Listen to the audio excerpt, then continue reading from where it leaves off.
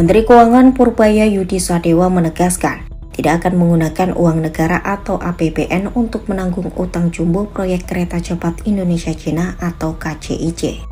Proyek kereta cepat Jakarta-Bandung atau KCJB yang saat ini ditangani oleh BUMN lewat Super Holding Danantara tengah disorot karena beban utangnya sudah menembus 116 triliun rupiah.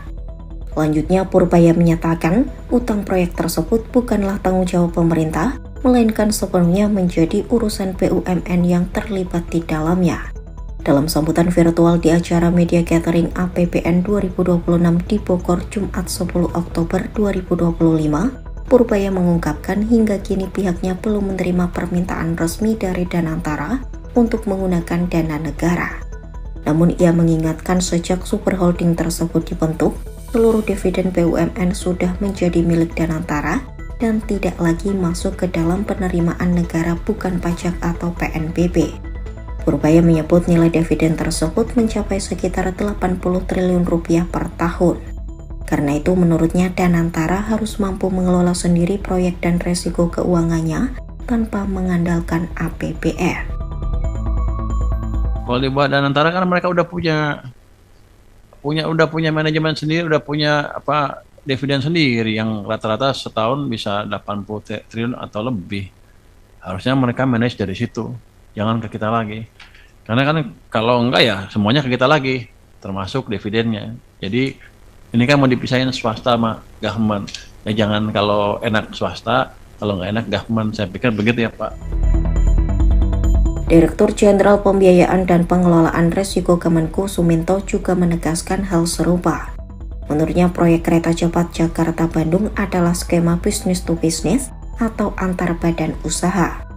Pembiayaan proyek KCJB sendiri berasal dari ekuitas konsorsium dan pinjaman dari China Development Bank atau CDB tanpa campur tangan langsung pemerintah. Sementara itu, Chief Operating Officer Danantara Doni Oskaria menjelaskan pihaknya sedang mempertimbangkan dua opsi untuk menangani tingginya beban utang KCIC. Pertama dengan menambah penyertaan modal dan kedua menyerahkan infrastruktur kereta cepat kepada pemerintah seperti industri kereta api lainnya.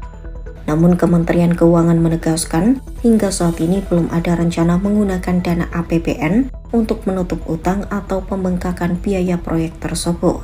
Direktur Utama PT Kereta Api Indonesia Bobi Rashidin juga mengakui proyek ini menjadi beban berat bagi keuangan KAI.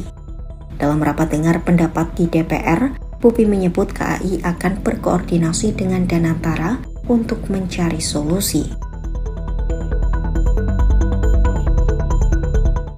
Download Tribun X sekarang, menghadirkan lokal menjadi Indonesia.